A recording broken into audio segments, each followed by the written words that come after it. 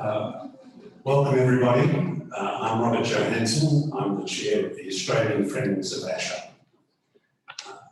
Tonight, I'd like to welcome a group of people suitably distanced here in Melbourne, and also a lot of people who have joined us on the internet. There are people spread across a number of continents who've joined us this evening.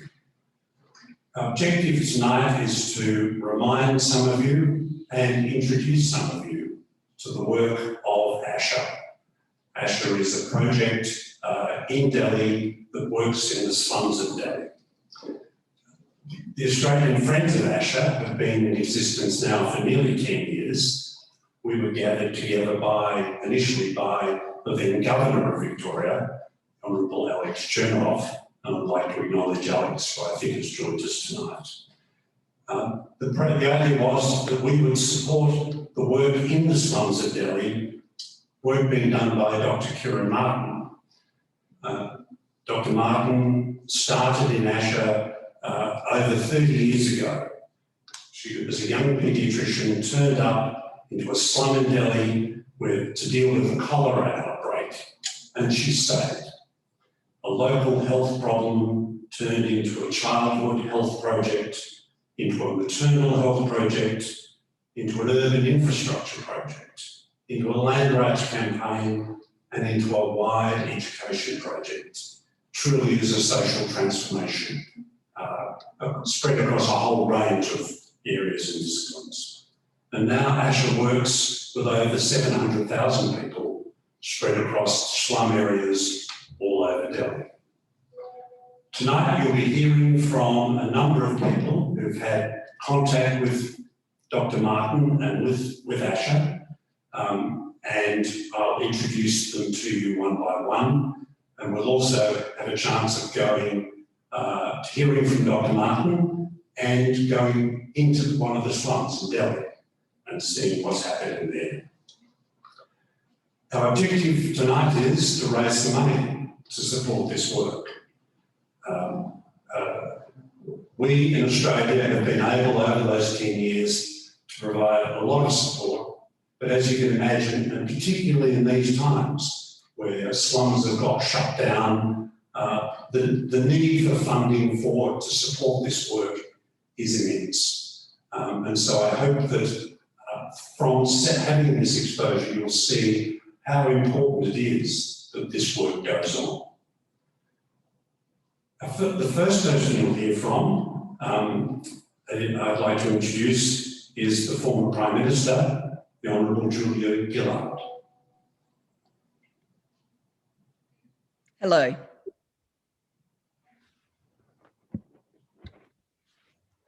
Hello, it's great to be with you. Thank you for that introduction and thank you for inviting me to join you today. I want to start by acknowledging the traditional owners of the land on which we're meeting in Australia and paying my respects to elders past and present.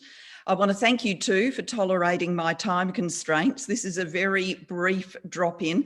I apologise for that, but this is a big, indeed somewhat fraught week for me because the book I co-authored on women and leadership with my great friend, Dr Ngozi Okonjo-Iweala, is launching in the United States this week. So it's a big time.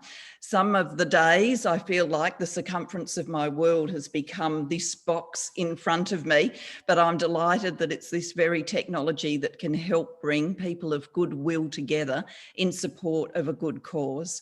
And of course, Asha is a remarkably good cause. I remember very clearly my time visiting in 2012. I was so impressed by the work that was happening there to change lives, particularly for the children. And it is the faces of the children that stay with me because, of course, every child is entitled to an opportunity in life, a safe and secure place to live, adequate nutrition, and a great education. And in my years post-politics, it's the cause of a great education that has taken much of my time and has tugged very profoundly on my heart. Even before the COVID pandemic started, as a world, we were failing our children in not providing a great education to all. The best estimates were that around 250 million children in the world were out of school completely, and hundreds of millions more were in school for such a short time or in schools of such poor quality that they didn't learn. And disproportionately, the faces of those most marginalised children are the faces of girls who are most likely to miss out. In this pandemic, we know that pressures around the world and the need to close schools have meant that 1 billion students have been locked out of classrooms because of pandemic restrictions. And unfortunately, we know too from earlier epidemics, particularly Ebola, that the most marginalised children are at risk of not making it back to school when schools close. And they miss out on more than simply an education when schools close. Schools can be a safe place in a conflict-ridden community. It can be a place where they can access a nutritious meal and healthcare services. And so without profound action, we are at risk that out of this era, the world goes backwards on the challenge of educating every child. The Global Partnership for Education, which I'm proud to chair, is at work in almost 70 countries. It's mobilised $500 million US to try and keep children connected to school and to making sure that when schools reopen, every child returns. But the task of nurturing every child is beyond any one government, any one international organisation. It is a shared task for all of humanity. And it's a task that needs to be engaged in by the agility that philanthropy and not-for-profit, non-government organisations can bring, which is why Asha is so important, because it's not simply changing the chances of the children it touches, though of course it's doing that. It's demonstrating to the whole global community that when people of vision decide to act, and they are supported by people of goodwill who are prepared to make resources available, when we are prepared to be led by the community, not going in telling people what to do, but truly listening to the voices who are there and acting on what they say to us, then we can work what seem like miracles. My congratulations absolutely go. I'm delighted to have my face on a panel as distinguished as this one. It's a true honour to be with you. I'm delighted to have the opportunity to lend my voice to the cause of fundraising and supporting Asha. So here's the sell, because I can do that. I'm going to turn my screen off and go and leave you to it so I can be the hard salesperson and then exit and leave you all to be the much nicer ones. Good words are fine. Coming to events, clicking in online, that's terrific. Thank you for doing that. But at the end of the day, what enables Asha to change life chances is the resources that you are prepared to make available. We live in a wonderful country here in Australia. Many of the people who are online right now are people who have been blessed by many advantages in life. That doesn't mean that people haven't worked hard and done all of the right things, but we've been blessed by many advantages in life. We all had the opportunity to go to good schools. You know, I just went to the local state schools in my community, the government funded schools in Adelaide, and they were terrific schools. And all of those privileges mean that we do have an obligation to give back and to support those who haven't been blessed with such privileges. This is your moment, your opportunity to do that paying back, knowing that your money is going to an organisation that will mobilise every dollar and every cent for maximum impact. So I hope people dig really deep, and I wish you well with the rest of the event. And once again, my apologies for not being able to stay with you. Thank you very much. Thank you.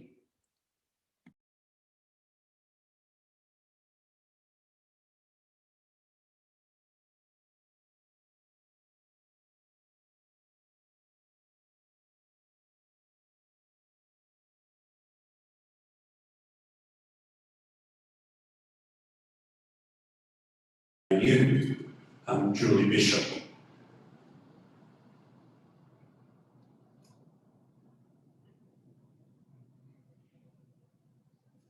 Hey, Julie.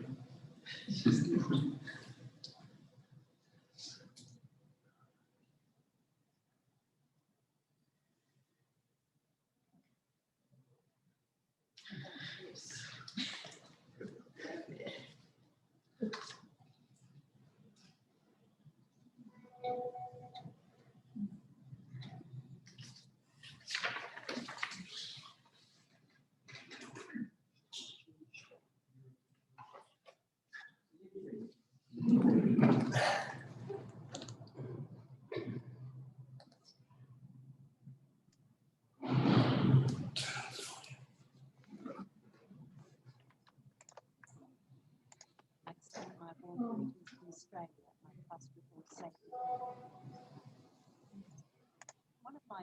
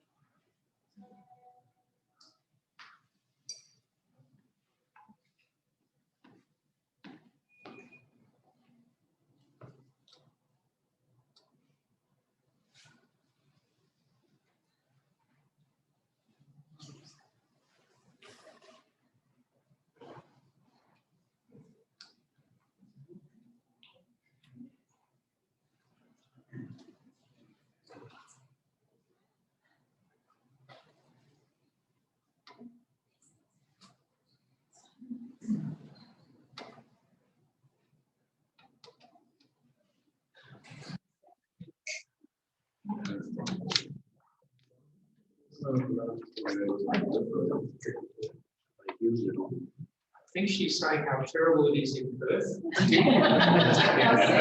She's struggling on Really, it's a bit smoky.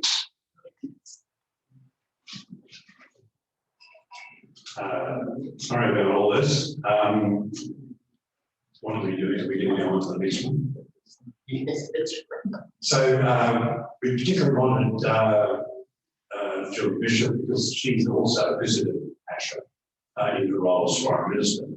And the ANU sponsored and supported a student from Asha who's come and stayed in advanced mathematics there. So they were the reasons we wanted to involve the ANU. Our next speaker is the High Commissioner to India, the Honourable Barry O'Farrell. So I hope we'll hear from him.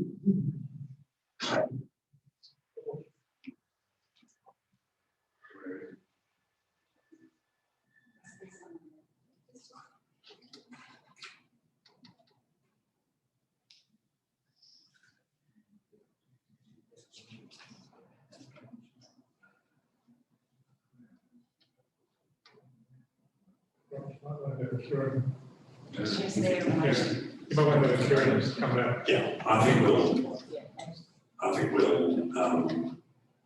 see any problems with the recorded speeches.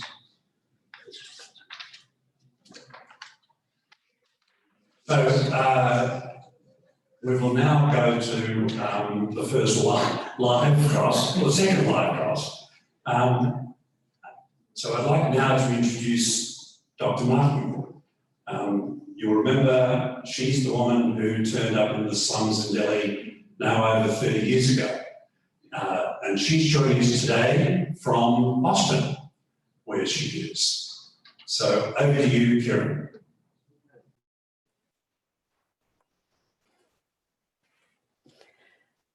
Former Prime Minister, the Honorable Julia Gillard, Chancellor of ANU, the Honorable Julie Bishop, His Excellency High Commissioner Barry O'Farrell, founding patron of the Australia-India Chamber of Commerce, and former Premier of Victoria, Ted Bellew, founding patron of Australian Friends of Asha and former Governor of Victoria, Honorable Alex Janov, Chairman of Australian Friends of Asha, Robert Johansson, and board members, distinguished guests, and friends. It's my great pleasure to join Australian Friends today, and such an honor to have all of you at this event. It was a matter of great joy and pride for us to hear the wonderful news that our chairman, Robert Johansson, was conferred with the AO on January 26th of this year. Warmest congratulations, Robert.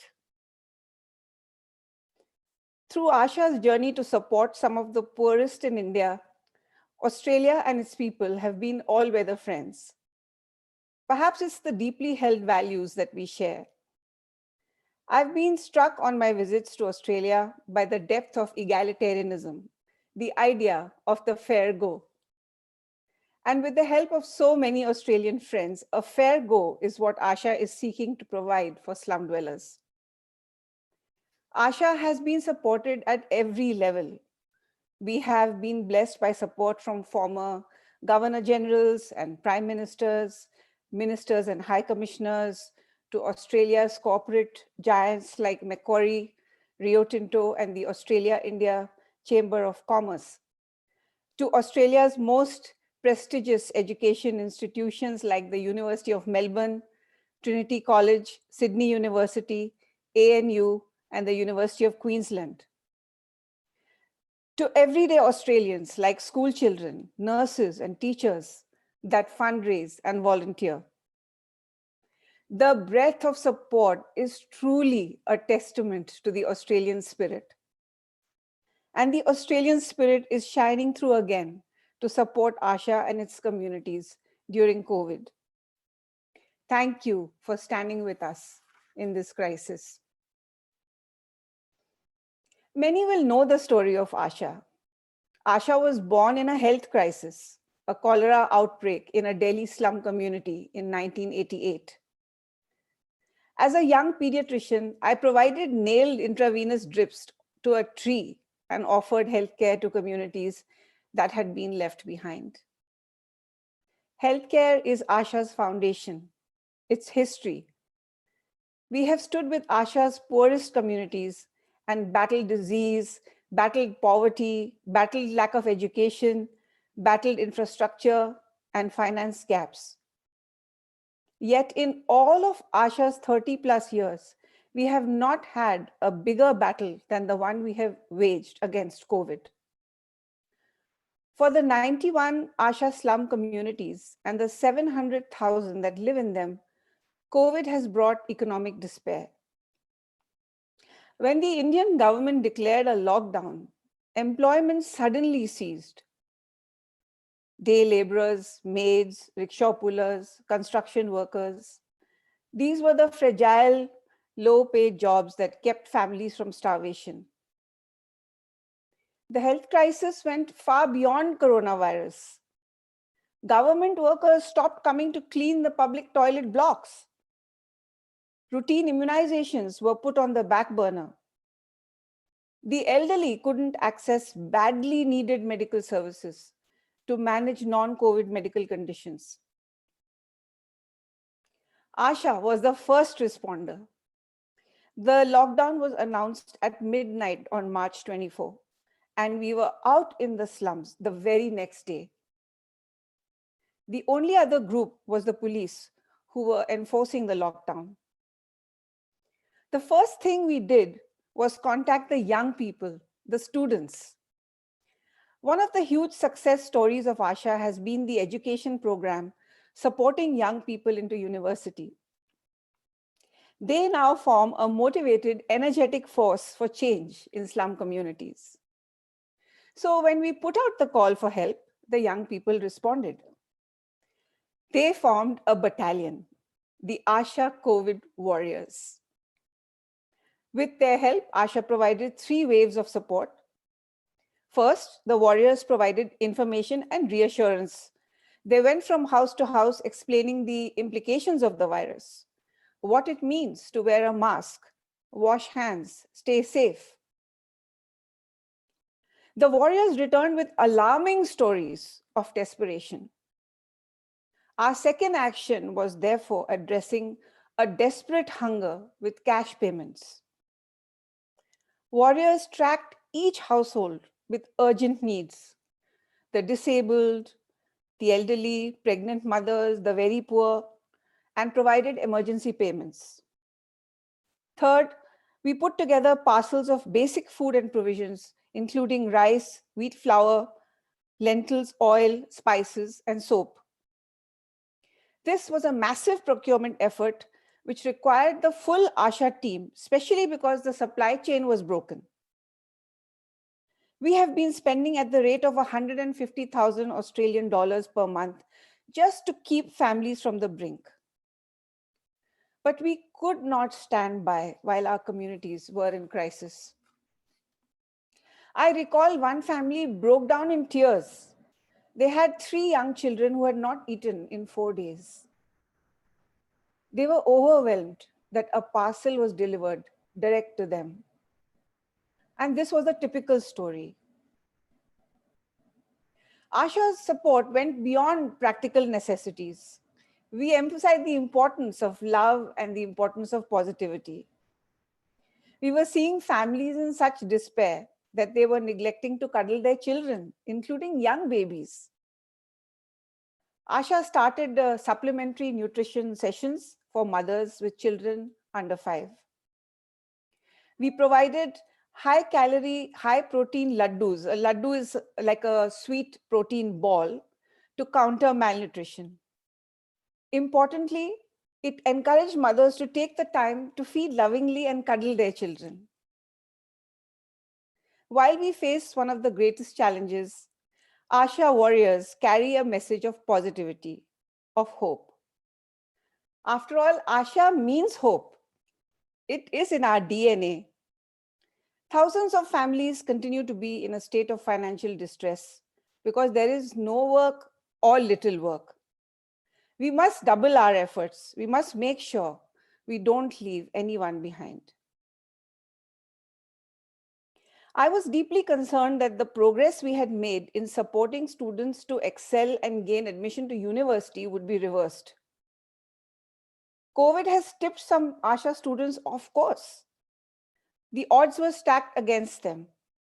For example, Delhi University admission and exams switched online, a major disadvantage for students without email IDs, without computers, and intermittent internet, or no internet at all. In spite of all this, can you believe that 82 slum students got more than 80% and gained admission to Delhi University? The topper was a girl called Fazia, and she got 96% and is doing a bachelor's in English honors. Adil got 93%. He's doing a bachelor's in science and physics honors. Karthik got 93%. He's doing a bachelor's in political science honors. Naz Parveen got 93%, and she is now doing her BA in journalism. Many more got into other tertiary education programs. The Asha team worked overtime to avoid losing this cohort of talent. The warriors have been at the forefront, inspiring young students with their own stories, giving back to their communities. It is my pleasure to introduce one of these wonderful warriors, Tushar. Before I do, may I say a final, very sincere thank you to Australia for standing with us during one of the greatest challenges of our time. We will now hear from Tushar. He lives with his family in a one-room shanty in Macquarie slum community. And he's actually right here with us and is going to be able to speak to us from his room. He has displayed exemplary bravery and fortitude right from the first day of the lockdown. Seeing his fearlessness, many young people followed in his footsteps. Tushar, are you there? Hello, ma'am. Yes, I'm here at my home in my slum community. Actually, the internet was not good on the railway line yesterday, so I have recorded my talk. Thank you for this opportunity. Thanks a lot. Thank you, Tushar. And can we see if we can play his video?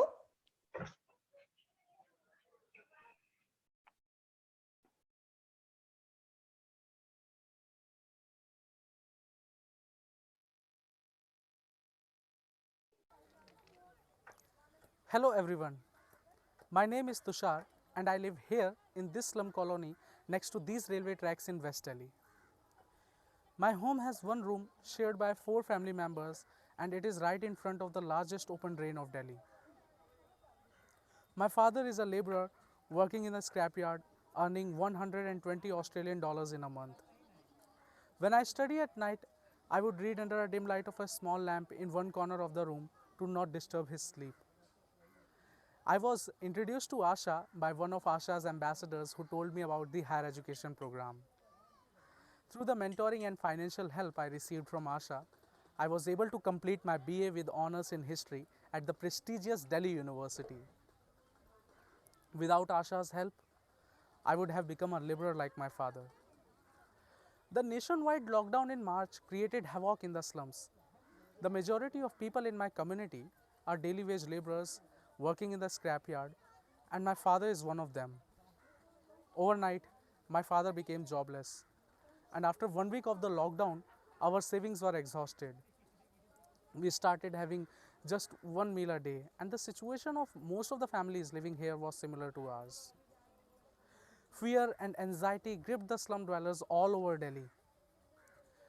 Dr. Kiran ma'am immediately formed an Asha Corona Warriors team, and this team was made up of about 300 young people from the slums supported by Asha and studying at Delhi University.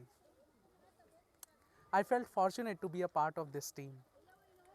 The Asha values have been embedded in me from the past many years. I felt it was important for me to give back to my community while they were going through such a difficult time.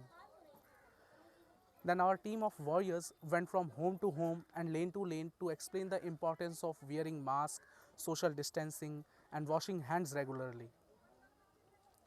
I was scared of COVID-19, of course, when walking through the communities. However, I was a part of the large and courageous battalion of Asha warriors, and this was the thing that brought solidarity and bravery to our efforts. We distributed cash and groceries to the people provided by Asha. We also met the sanitation officials and asked them to send their workers to clean up the community toilets, roads, and lanes. Due to the financial crisis, the girls in our community couldn't even buy the sanitary napkins. We received these items from Asha and then distributed them among all the girls. Mothers had no money to buy the milk for their children. So, Asha started the feeding program for these children, and our warriors would bring these children to Asha centers every day. In the meantime, we also found some patients with COVID symptoms and we referred them for testing.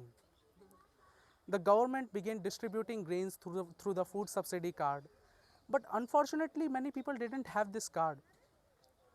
So our warriors helped these families to obtain the e-card to get the subsidized food. Without this card, hundreds of families would have not received any help. The elderly were suffering the most during this pandemic. Many of them were abandoned by their family members.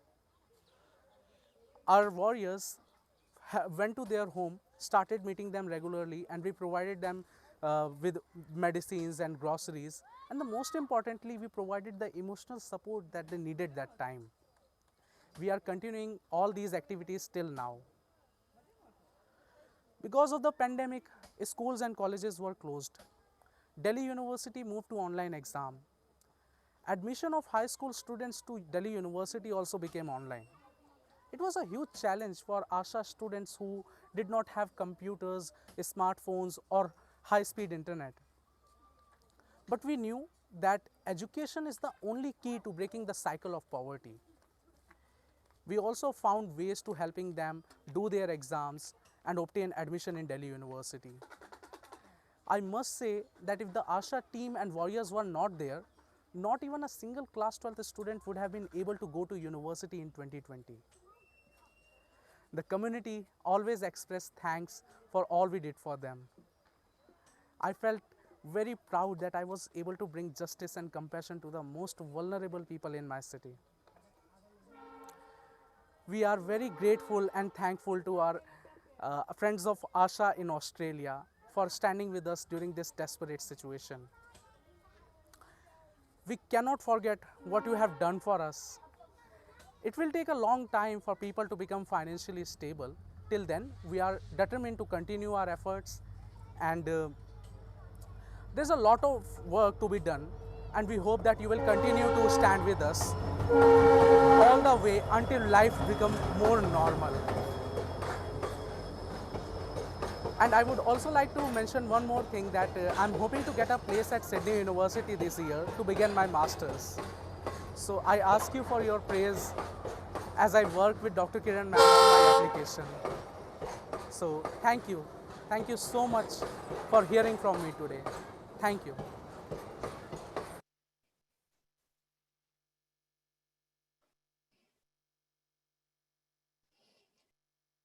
Tushar, that was an amazing speech.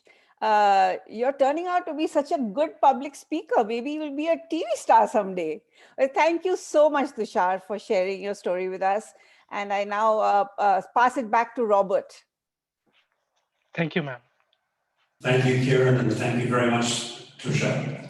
And I think, I'm not sure whether this is being heard in those who are watching remotely.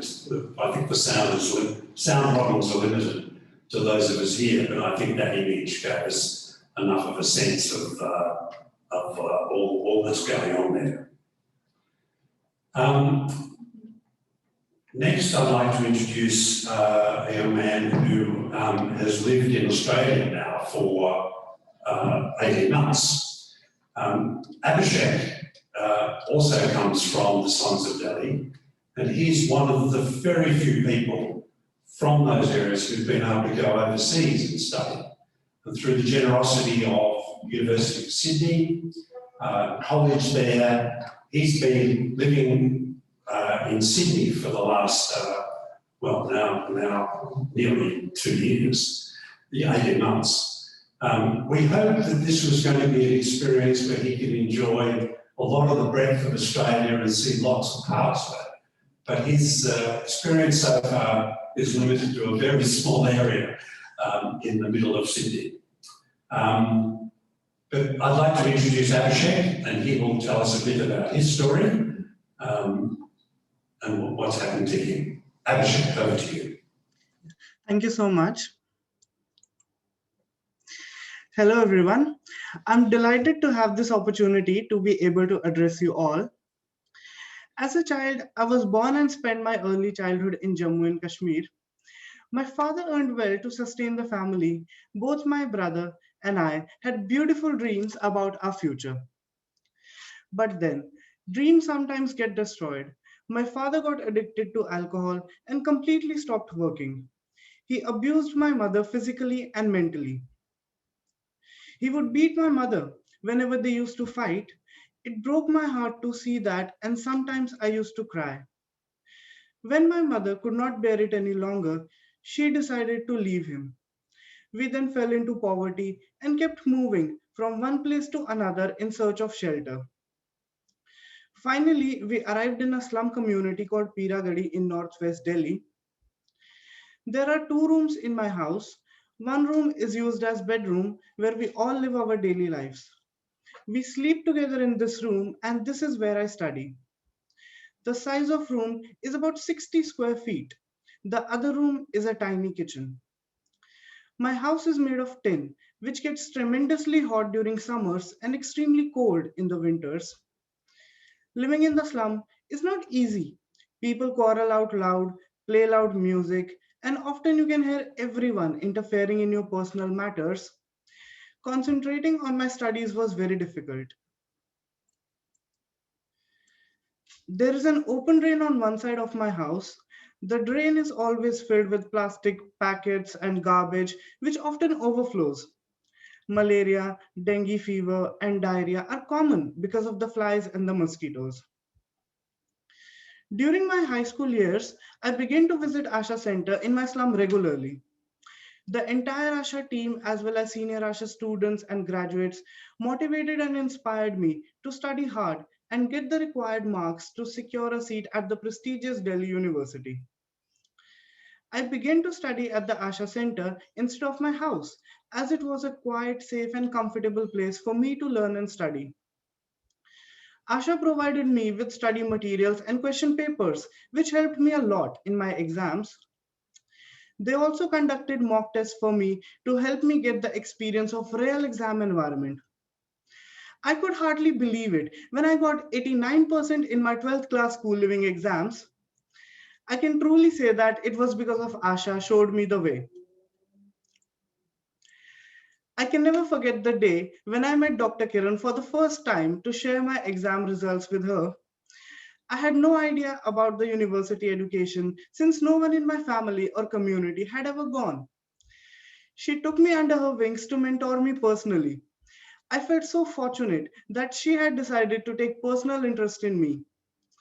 She helped me to apply for a bachelor's in commerce program at Delhi University, and I got in. I was delighted. Asha provided me with financial assistance for my college tuition and other expenses. It would have been impossible for me to study without this, as I was living in poverty. Further, Asha provided me with summer internship opportunities at prestigious organizations like Macquarie Investment Bank, British High Commission, and International Monetary Fund.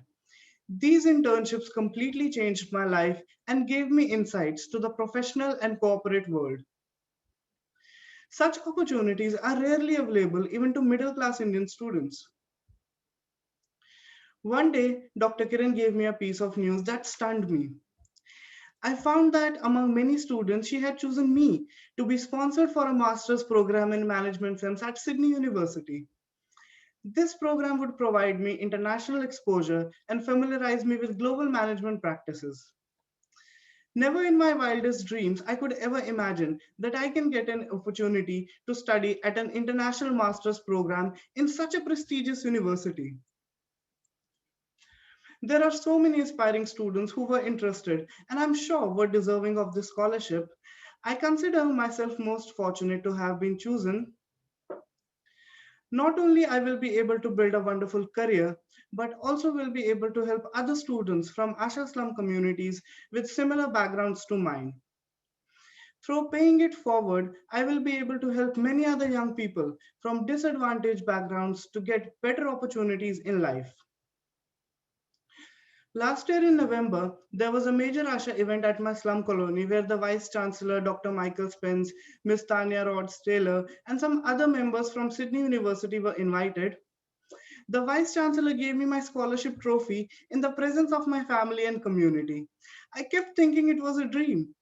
My heart was filled with happiness and gratitude. I can never forget that day in February when I left for Sydney. I was so excited that I could not sleep throughout my flight.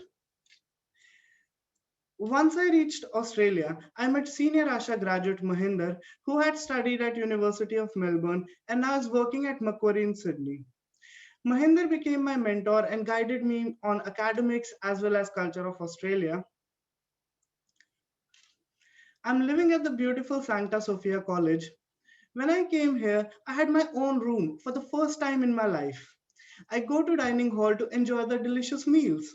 I have made so many good friends from different countries. Within a few weeks of my arrival, the university was closed due to pandemic and everything shifted online on Zoom. It was a new and challenging experience for me as I had never taken online exams before. But I'm very glad that I lived here in college and met so many new people. Another special aspect of my master's program was the exchange, where I was going to Dublin in the last semester. However, the physical outbound this year is cancelled, and I will be attending classes from Dublin while living here in Sydney. Moreover, I want to say that during these difficult times also, I'm studying and living here in such a good environment. I would like to express my deep gratitude to Sydney University, particularly to Ms. Tanya Rhodes-Taylor. Without her support, I would not be here today. Thank you to all the board members of Friends of Asha Australia. Because of all of you today, I'm here and pursuing my master's from such a prestigious university, something that I had never imagined. Dr. Kiran is like a mother to me, and I love her very much. God sent her into my life to transform it completely. I'm a passionate believer in the Asha value of paying it forward. I would like to continue to help so many other bright students from different communities of Asha to attain their full potential. Thank you all for the opportunity of sharing my story with you today. Thank you.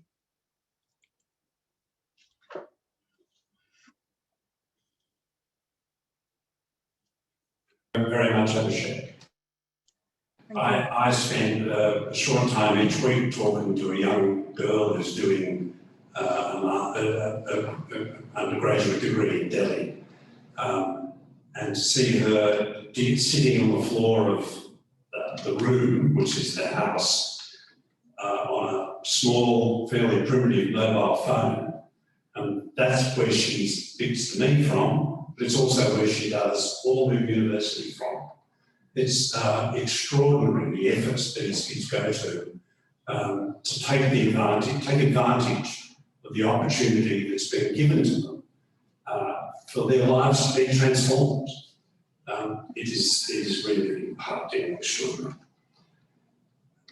We're next going to hear from the CEO of the Macquarie Group, Shemara Wikramanayake.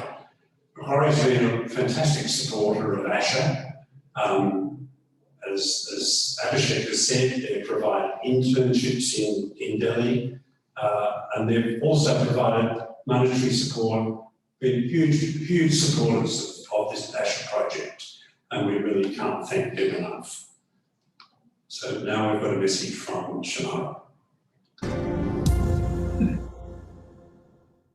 The word Asha in Hindi means hope, and it's hope that inspires the extraordinary work done by Dr. Martin's organisation. Asha has always given people living in slum areas hope, inspiring them and allowing them to realise their potential regardless of their background, caste or religious beliefs. Asha uplifts students by providing access and creating pathways to education both within India and internationally. Along with Asha's mentorship program, young adults are empowered to live their lives independently, becoming role models for others in the community. Macquarie has been a proud partner in Asha's journey for many years, supporting various education and employment initiatives. Since 2012, our office in Gurugram has hosted more than 100 students on a summer internship program, providing college students with practical experience in a workplace and expanding their horizons by showing them what is possible. It always gives me great pleasure to hear of success stories from our Asha alumni. We have students employed in our offices in both Sydney and Gurugram, students who have received international scholarships, and sometimes students who've done both. I would also like to recognise and thank our employees who provide tailored and practical guidance, often supporting students long after their official internship program is over. And I appreciate from my own personal experience that our people continue to learn and be inspired by the Asha community. We're proud to support Asha beyond the education program too, providing support to health and empowerment initiatives, delivering training sessions to local communities, and sharing our network to help Asha identify new opportunities. We would recommend the experience of partnership with Asha to other organisations as a way to help deliver enduring community outcomes.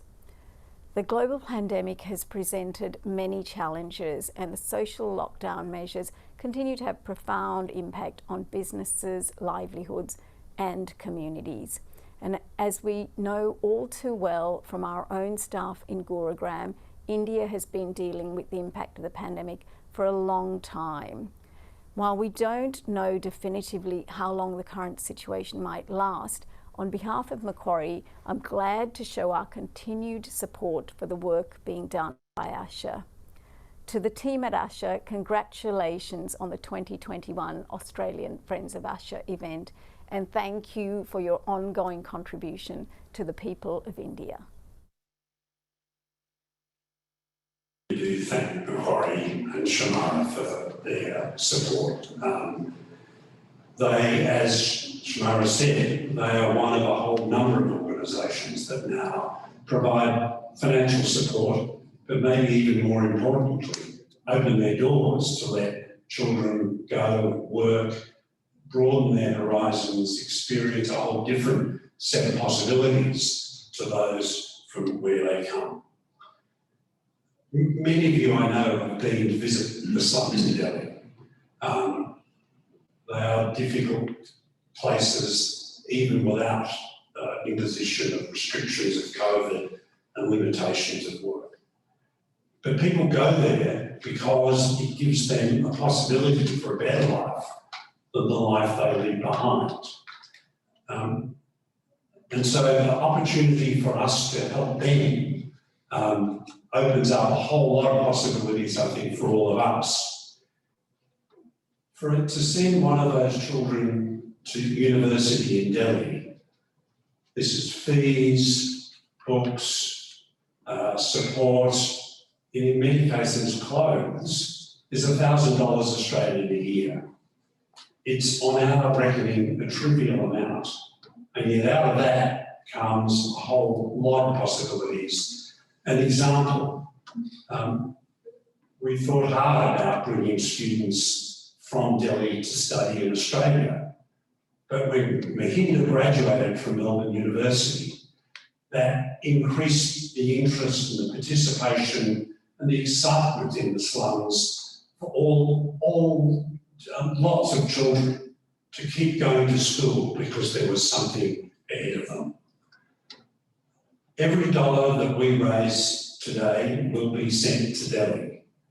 The costs of running the Australian Friends of Asha, they're pretty modest, but they're met from other sources. So every dollar that you give us will go to Delhi. It'll help those children go to university, help them go to school, and in some cases recently, help them deal with those childhood health issues and even starvation. So I hope that you all can join with us in this project. It's important that Australia engages with all these places. It's important that we engage not just with the elites or the power sources. It's crucial that we engage with all layers of society. Otherwise, our engagements will all just be mercantile and subject to the benefits of the next deal. If we're really going to engage with Asia and with these places, it's crucial that we do that on all layers. And opening up these possibilities is what we're doing today.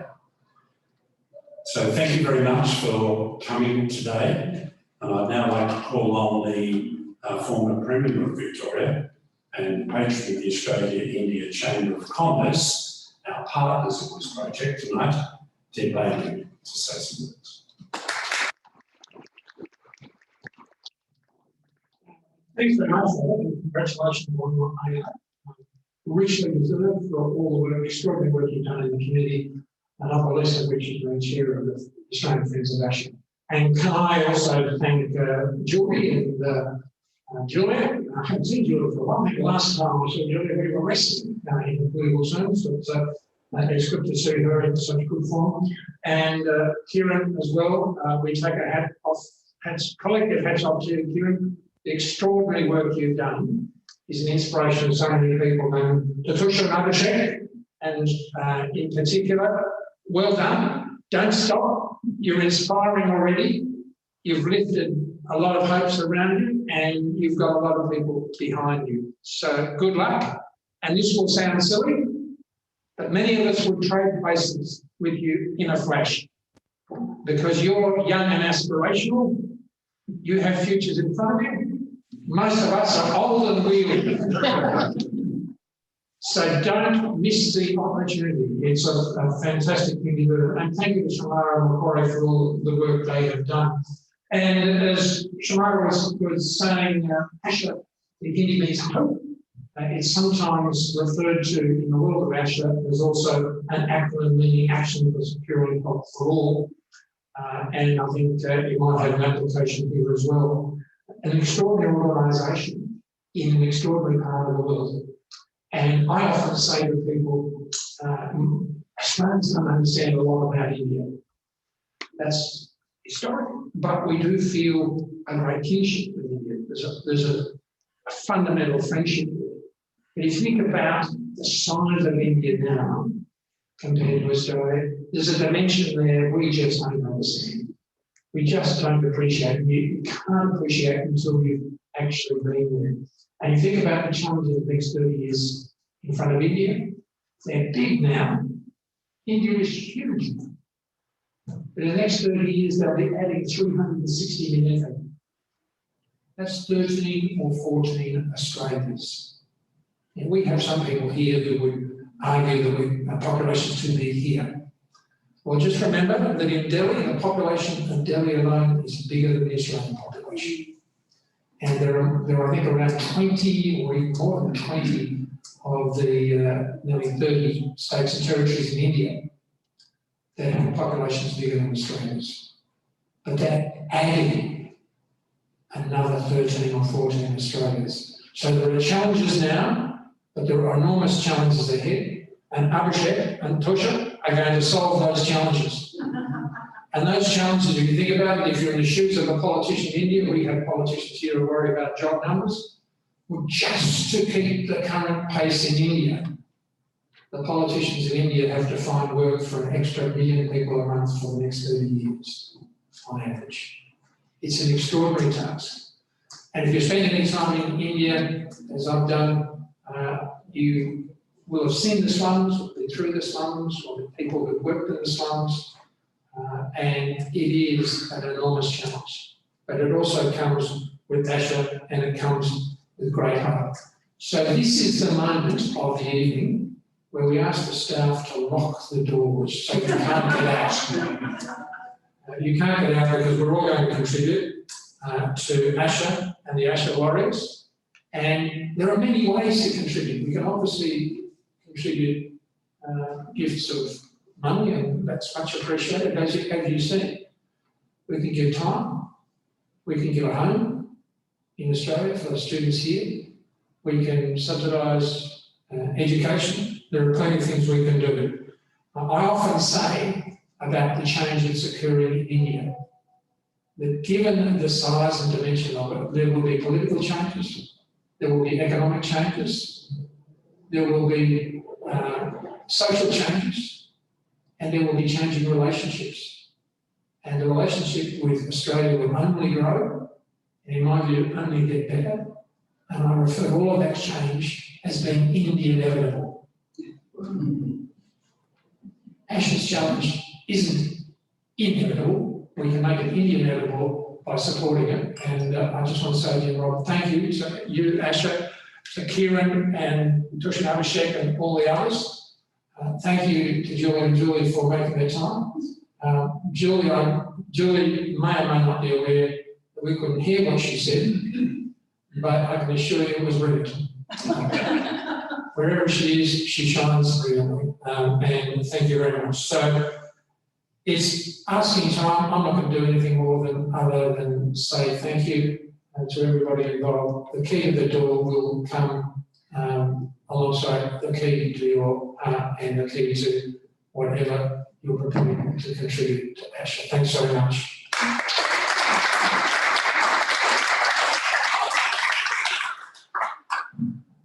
Thanks very much, Ted. Now we're going to play the message from the High Commissioner to India, Honourable Barry O'Farrell. Namaskar. I'm delighted to join with the Australian Friends of Asha as you celebrate the remarkable work and achievements of this great foundation. Australians have been strong and enduring supporters of Asha and its mission to improve the lives and livelihood of the poorest living in tough conditions across India's slums. And at the outset, I want to thank you all for your support of Asha, including what you'll do today to support this great cause. The Australian High Commission in New Delhi has supported Asha for over 17 years to enable it to undertake projects in community health, women's empowerment, education, training and skills development. We're particularly proud of the role of former High Commissioner Peter Varghese and his team in establishing the Asha internship program in 2012.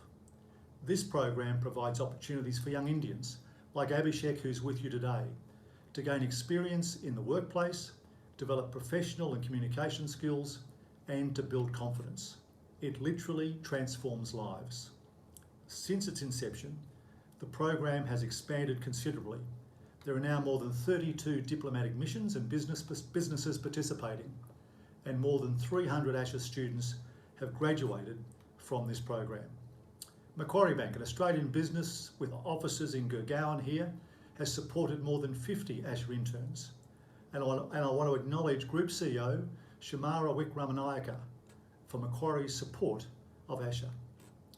The High Commission too has welcomed interns since the program began, and we look forward to doing so once again when conditions allow. Despite the worst of the COVID pandemic here in Delhi, we supported Asha by providing funding for Asha's emergency response to the pandemic, the Asha Corona Warriors. Through active outreach and engagement on COVID safety protocols and sanitation, these Asha Corona Warriors played an instrumental role in limiting the spread of the pandemic across Delhi's slums. Tragically, more than 150,000 Indians have so far lost their lives to COVID, and, as elsewhere in the world, countless more have had livelihoods significantly disrupted. But I'm pleased that India is well on the way to recovery. The Modi government has started to roll out 2 vaccines on the January 16, and its pharmaceutical industry is leading the world in the production of the various COVID vaccines. Just as with PPE and pharmaceuticals during COVID, India, the pharmacy of the world, is supplying millions of doses to its near neighbours and beyond. India's leadership through its vaccine diplomacy has brought hope, and for many individuals, an end in sight to this terrible pandemic. There's no better example to demonstrate what can be achieved, even in a pandemic, than the Australia-India relationship itself. Through COVID, our foreign secretaries have been in regular contact on a range of issues, not the least our respective COVID responses. On the 4th of June last year, our Prime Ministers elevated the bilateral relationship to a comprehensive strategic partnership during a virtual Leaders Summit. The agreements reached will also enable greater trade and investment between our two nations and cooperation on our shared commitment to a free, open and secure Indo-Pacific neighbourhood. So despite the health, economic and geopolitical challenges of the past year, Australia's never been doing more with India than we are today. And people-to-people links are the foundation of this relationship. With 1 in 35 Australians of Indian heritage, we've never been closer. Both Asha and the Australian High Commission are committed to supporting and advancing our communities. And, like India and Australia, we're also natural partners. I look forward to continuing our support and enduring partnership with Asha and to celebrating the organisation's future successes with you all. Finally, once again, thank you for your support of Asha and the crucial work it undertakes here in India. Dhanyavad. Thank you very much, High Commissioner. So again, thank you all very much for coming tonight. Thank you for those who've joined us online. We will make available the bits you might not have been able to see. We'll make that available as soon as we can. But can I, again, just, there are a lot of people to thank for putting this together. Our colleagues at the Australia-India Chamber of Commerce, number of individuals, Vanessa, Fiona, Vicky, and in particular, Chris Elsoft and Liz Peake. Chris is currently working in Ottawa. Liz is in Canberra, but they're people who've been exposed to Asha through when they were working in Delhi with the High Commission and deep relationships. So I hope you'll all dig deep. As I say, the financial need is urgent, but the results and the possibilities are huge. Thank you very much. It's been a great pleasure to be with you tonight. Good night.